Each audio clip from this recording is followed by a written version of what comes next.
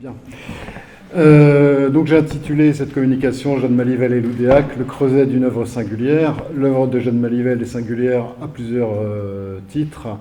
La première chose, eh bien, c'est que c'est une femme, hein, et c'est une femme qui va connaître une existence extrêmement brève, puisqu'elle meurt à 31 ans, hein, simplement. C'est une femme artiste en Bretagne, c'est une femme qui vient de l'Oudéac, qui n'est pas réputé, je suis désolé, comme un foyer majeur de l'histoire de l'art jusqu'alors. Jeanne Malivelle, c'est quelqu'un qui vient d'un milieu plutôt bourgeois. Ses parents, donc Albert Malivelle, qui est né en 1865 et qui est mort en 1942, et sa mère, Marie Hermange, épouse Malivelle, qui est née en 1870 et morte en 1960, il me semble, tiennent un négoce, hein, qui était sur la place au fil, un négoce qui était à la place de la pharmacie actuelle. Alors il y a quelques années, on avait apposé une plaque sur la pharmacie pour signaler que c'était le commerce Malivelle. Donc ce sont des gens qui sont particulièrement bien insérés, qui sont originaires de la région de Rennes, des familles qui sont originaires de la région de Rennes, plus précisément de Saint-Armel, et qui sont très bien insérés dans la vie locale, puisque Albert Malivelle fait partie est administrateur de la caisse d'épargne, des diverses sociétés de bienfaisance, etc. Ce sont des gens qui sont très catholiques, très croyants, et qui aussi ont une très grande ouverture d'esprit. Hein. Voici un portrait de Jeanne Malivelle, enfant. Et donc, une très grande ouverture d'esprit.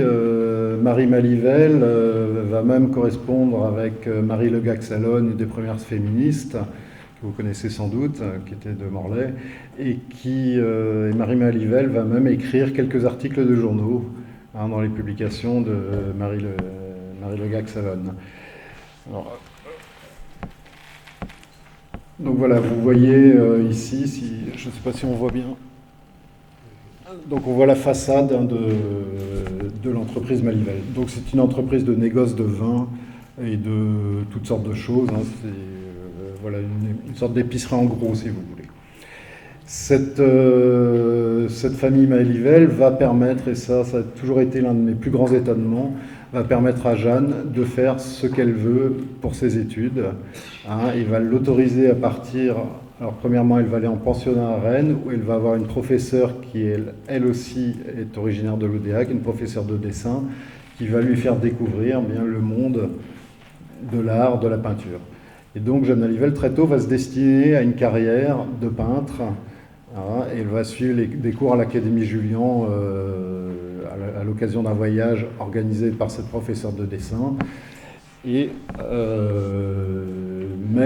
elle, dans toutes les lettres qu'elle envoie, elle montre son attachement à l'Oudéac et montre le fait qu'elle ne veut pas quitter l'Oudéac. Alors, c'est la famille Malivelle, comme je vous l'ai dit, va participer à de très nombreuses représentations locales. Là, vous avez une photo des sœurs Malivelle. Alors, ce ne sont pas toutes les sœurs. Vous avez Jeanne Malivelle qui a les bras tendus au milieu, hein, alors pour moi, ça va être sur sa droite, à l'extrême droite, et sa sœur Marie-Charlotte qui est l'aînée, et assise avec une harpe, eh bien, vous avez sa petite sœur Yvonne, hein, que vous voyez lors d'une représentation théâtrale. En 1916, Jeanne Malivelle s'engage comme infirmière. Vous savez que dans toute la Bretagne, eh bien, il y avait des hôpitaux, ce qu'on appelait des hôpitaux complémentaires, hein, pour soigner les blessés de la Première Guerre. Et donc, elle s'engage dans celui qui était ouvert à l'Oudéac. Elle recevra même un diplôme. Alors, je suis désolé si je passe vite, mais... et à cette occasion, elle va réaliser de très nombreux croquis de soldats blessés. Hein. Il existe plus d'une dizaine de carnets remplis de croquis de soldats blessés, comme ça. Hein. Et c'est son témoignage. Alors c'est une manière pour elle de s'exercer, mais aussi de témoigner de l'empathie qu'elle peut ressentir pour ces hommes, hein, qui sont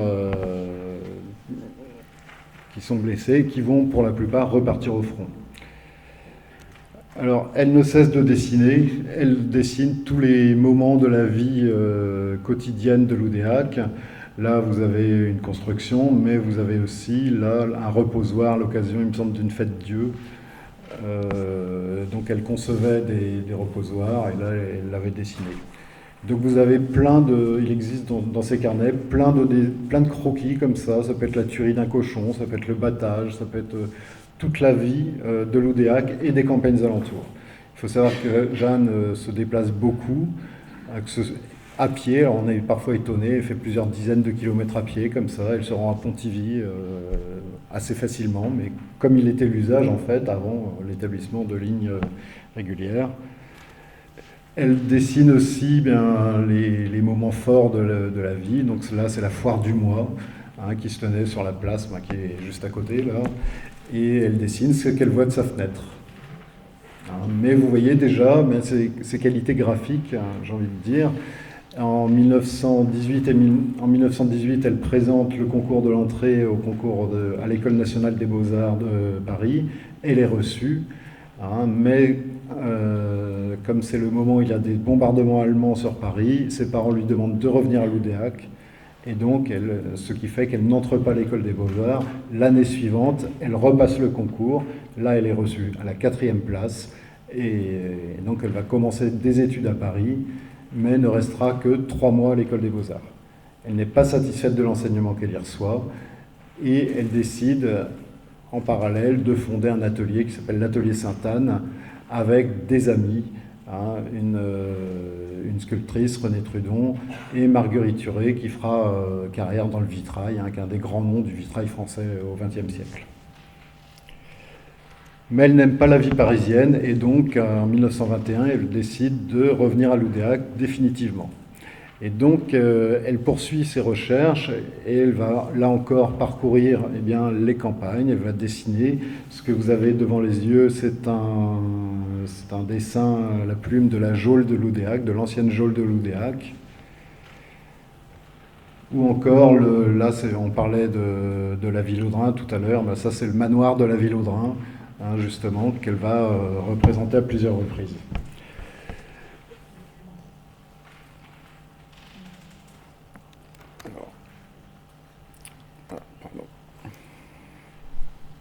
Donc, au cours de ses pérégrinations, elle dessine aussi beaucoup de croquis d'arbres comme ça. L'arbre est un thème récurrent dans l'œuvre de Jeanne Malivelle. Donc des croquis ou des aquarelles prises sur le vif. Et puis elle va aussi petit à petit s'intéresser à d'autres modes d'expression. Donc elle a fait de la peinture. Les peintures de Jeanne Malivelle qu'il réalise avant les années 1920 sont finalement assez classiques. Alors il y a de très beaux portraits, notamment familiaux, mais ça n'a rien de révolutionnaire. C'était une peintre qui était très douée, mais qui n'avait pas encore fait sa mue, j'ai envie de dire. Et donc, elle va être contactée par un abbé pour illustrer un petit fascicule sur le sanctuaire de Notre-Dame de Toute-Aide à Carrien, là, à la Prénessay. Et voilà, donc vous avez ça va être sur votre droite, vous avez les premières œuvres reproduites de Jeanne Malivelle, donc La Fontaine de l'Annonciation et le portrait de la jeune fille qui avait reçu la visite de la Vierge, qui s'appelait Jeanne Courtel de mémoire. Alors là, vous voyez, c'est assez maladroit, de mon sens. Mais voilà, ce sont les premiers travaux de Jeanne Malivelle. 2 ans plus tard, en 1918, et c'est là qu'on voit l'évolution rapide de son travail, elle décide de se lancer dans la gravure sur bois.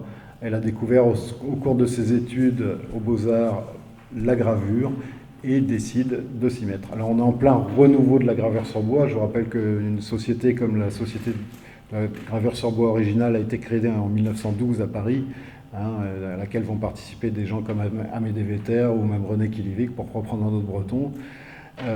Donc on est aussi dans l'air du temps. Mais elle décide de graver sur bois. Et sa première xylographie n'est autre que Saint-Maurice, c'est le patron de l'Oudéac, dont vous voyez les armes en bas.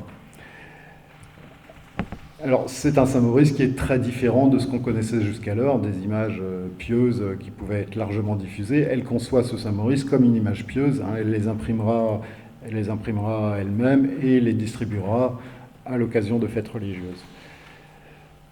S'inspirant toujours de la région de Loudéac, elle va aussi réaliser des gravures qui sont tout autres. Ce ne sont pas des gravures religieuses, ce sont des gravures artistiques, hein, que là aussi, elle va tirer elle-même. Hein, ça fait partie, à mon sens, des grandes réussites de son œuvre, hein, ces gravures sur bois. C'est essentiellement pour ça qu'elle est connue, d'ailleurs, de nos jours. Mais elle n'oublie pas d'où elle vient, et elle va illustrer par exemple cette chanson. Vous saviez qu'il y avait des chansons sur feuilles volantes comme ça qui étaient vendues, hein, par des colporteurs. Et là, c'est une chanson, donc Les Gars de Loudia, où vous reconnaissez la silhouette des églises qui sont juste à côté, et avec des paroles et une musique qui ont été faites par son père Albert, hein, puisque la famille Malivelle est une famille dans laquelle la musique a une place très importante. Elle va aussi collecter, alors, auprès de grands-tantes, de grands-oncles, un conte qui s'appelle Le Conte des Sept Frères, hein, qui est un conte en gallo. Et elle va, tout au long de sa vie, essayer de le faire éditer. Hein, il paraîtra en feuilleton dans le journal de Loudéac, le Petit Libéral, mais elle ne verra jamais l'aboutissement de l'édition de ce conte, et c'était l'un de ses grands regrets.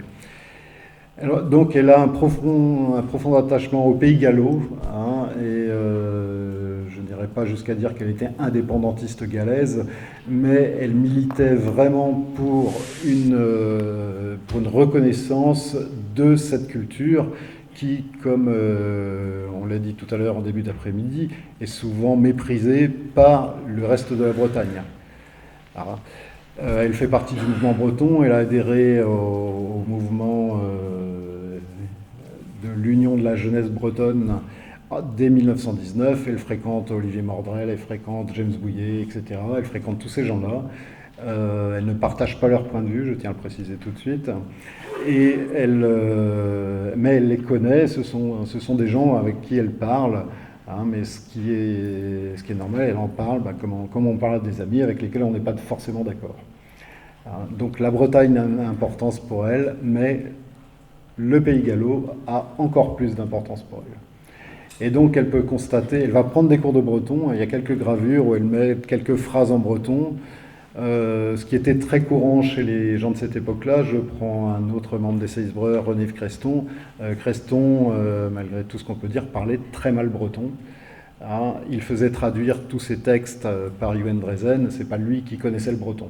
Il connaissait quelques phrases, il connaissait quelques mots, mais voilà. Et donc Jeanne Malivelle, elle refuse finalement ce type d'identité bretonne, basse bretonne qu'on lui imposerait, même si elle l'a utilisé, et va s'intéresser vraiment au gallo à tel point qu'elle va avoir un projet de dictionnaire de vocabulaire gallo qu'elle va ébaucher, hein, qui a été édité il y a maintenant, à mon avis, plus de 30 ans par l'association Mémoire du Pays de Loudéac.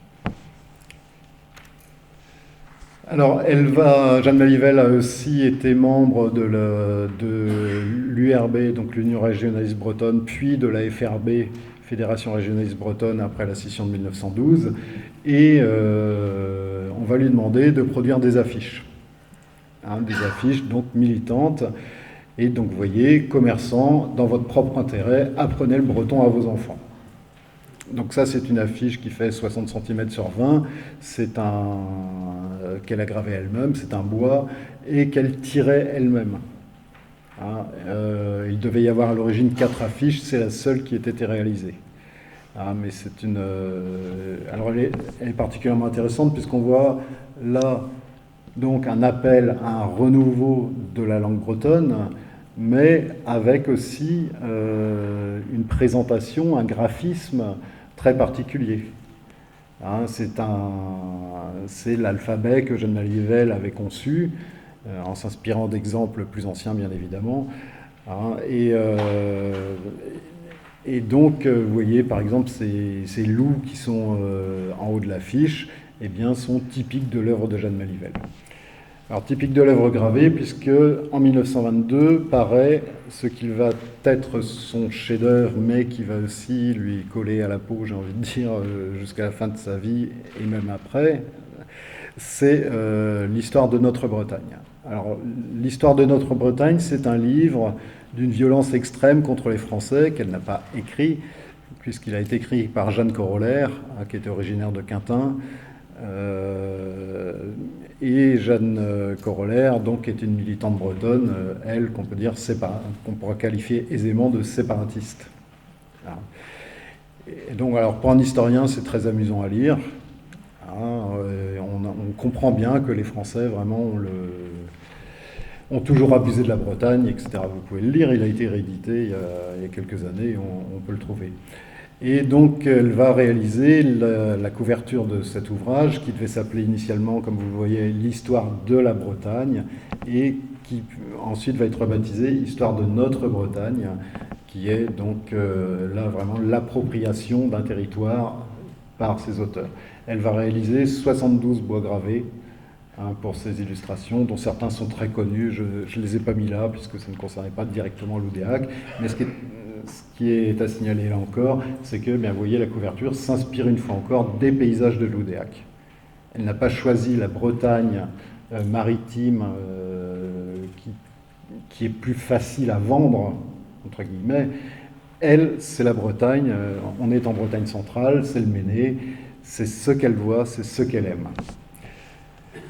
Alors, elle va aussi, on parlait justement des toiles, donc au début du XXe siècle, les manufactures des toiles bretonnes, et en particulier les toiles Bretagne, sont quasiment éteintes. Je crois qu'en 1920, il ne doit rester que 6 tisserands à Uzel. Et encore, ce sont vraiment des tisserands, c'est-à-dire des gens qui ont un métier, qui travaillent chez eux. On est dans le système de la cottage industry, donc c'est des gens qui travaillent à façon et qui vendent leurs toiles à des marchands. Et ce n'est plus qu'une production locale, on est loin du Pérou, on est loin de l'Espagne, on est loin de tout ça. Et elle a dans l'idée de relancer une production textile. Donc en 1924, elle va s'adresser à ce tisserand-là dont vous voyez la photographie, qui s'appelle Jean Conan, qui était installé dans le village de Ganlan, qui est à côté, et parce que c'est le dernier tisserand qui a un métier qui peut fonctionner.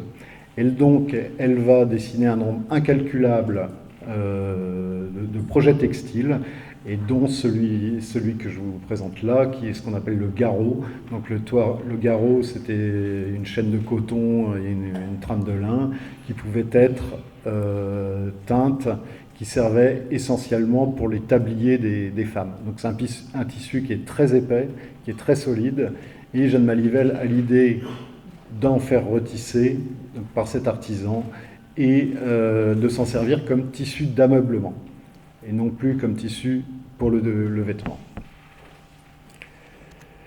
Elle va également s'intéresser au mobilier. Là, le petit croquis que vous avez, eh bien, c'est une table à glissière qu'elle a dessinée dans les cuisines du manoir de la Ville-Audrin. Elle va réutiliser cette forme pour concevoir du mobilier breton, moderne et populaire, pour reprendre l'expression des Seisbreurs, et en faire, eh bien, en dessiner, ce sera la table qui sera présentée à l'Hosté, donc dans le pavillon de la Bretagne, à l'exposition de Paris en 1925. Alors, là encore, toujours le dialogue avec des formes traditionnelles qu'elle va savoir transcender, réadapter, pour en faire quelque chose de moderne. Alors, ce que je vais vous présenter maintenant, il n'y en a plus aucune trace à l'Oudéac, vous allez comprendre pourquoi.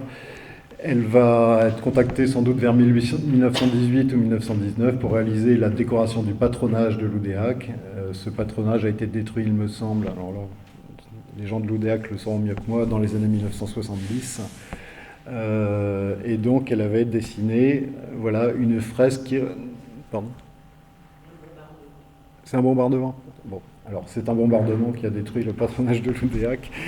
Et donc, cette fresque qui représentait différents saints de Bretagne, dont un saint que Jeanne Malivelle aimait beaucoup, Saint Armel, un saint saurochtone, qui se débarrasse d'un dragon.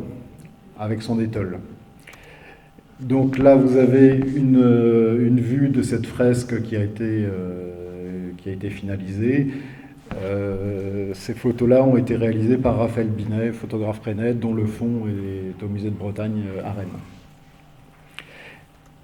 Elle va aussi réaliser pour une de ses sœurs, donc sa sœur Yvonne, la décoration de sa maison, avec la légende de Morvan Leisbreizh, qui est une légende tirée d'Dieu par Asbreizh. Et donc là encore, c'est une photo de Binet où vous voyez peut-être très mal, bon, j'espère qu'on en aura une reproduction plus fidèle dans l'article, cette légende donc, qui courait sur tous les murs. Donc c'est... Bon. Et en 1921, donc, comme je vous l'ai dit, elle revient à Loudéac et ses parents lui offrent la jouissance d'une annexe à leur propre maison et qu'elle va transformer en studio de travail. Et elle va décorer ce studio avec, là encore, des fresques inspirées de la Bible, cette fois. Je vous l'ai dit, Jeanne Malivelle est quelqu'un de profondément chrétien. Donc ces fresques ont disparu lorsque l'annexe a été détruite. Et le musée de Bretagne a eu la possibilité de récupérer une partie des fresques. Donc ils ont découpé dans les murs ce qui était sauvable. Mais il faut savoir que dès les années 30, après la mort de Jeanne Malivelle, cette petite maison avait été louée. Et la première chose qu'avaient fait les gens, c'est de recouvrir les fresques de papier peint parce qu'ils trouvaient ça trop horrible. Mais bon. Elle réalise également pour le syndicat d'initiative, puisque son père faisait partie des syndicats d'initiative, l'illustration d'une petite brochure qui s'appelle Loudéac et ses environs, donc qui paraît en 1923, où vous avez les principaux, bon là ce sont les 3 croix qui sont célèbres, et à côté je vous ai mis une carte que personnellement j'aime beaucoup, c'est pour vous montrer l'importance de Loudéac en Bretagne. Si vous ne comprenez pas que Loudéac est au centre de la Bretagne, donc ça c'est une publicité qui avait été réalisée pour l'un de ses beaux-frères qui avait pris une affaire d'assurance. Et je dis que j'aime beaucoup parce que je me souviens, il y a quelques années, on pouvait passer encore à la Brohinière, et quand on arrivait à la Brohinière, on voyait que la Brohinière, il y avait un carrefour comme ça, c'était le carrefour de toutes les routes. Donc c'est quelque chose qu'on retrouve assez souvent.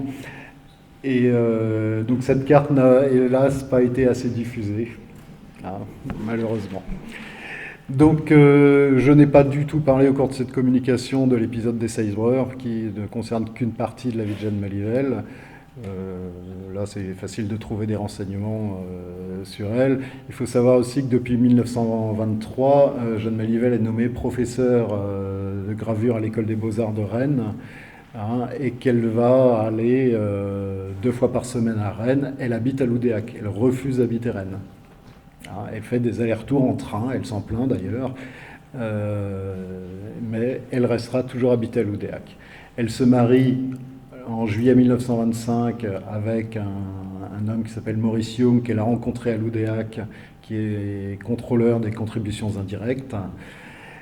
Elle va, en octobre 1925, le suivre dans sa nouvelle affectation à Vitré, et elle va mourir à Rennes en septembre 1926. Et donc là, je vous ai mis une photo de la tombe de Jeanne Malivelle. Je crois qu'il y a une visite de la ville qui est prévue dans peu de temps. Dans très peu de temps.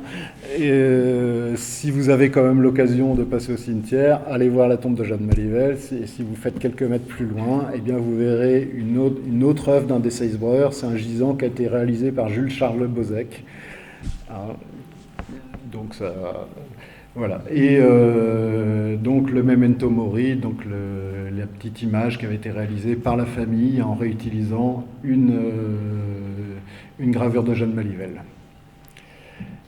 Alors enfin, je tenais, vous allez reconnaître sans doute ceci, eh bien c'est une sorte d'hommage à Denise Delouche, puisque c'est elle qui, à partir de 1998, il me semble, a fait que la Chab prenne cet emblème. C'est une gravure de Jeanne Malivelle réalisée pour l'histoire de notre Bretagne.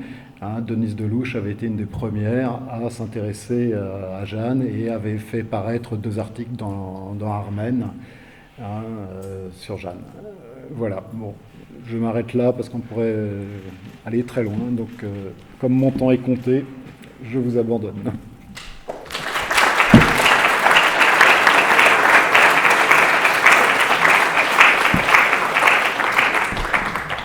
Merci d'avoir tenu le temps à la seconde. Bref.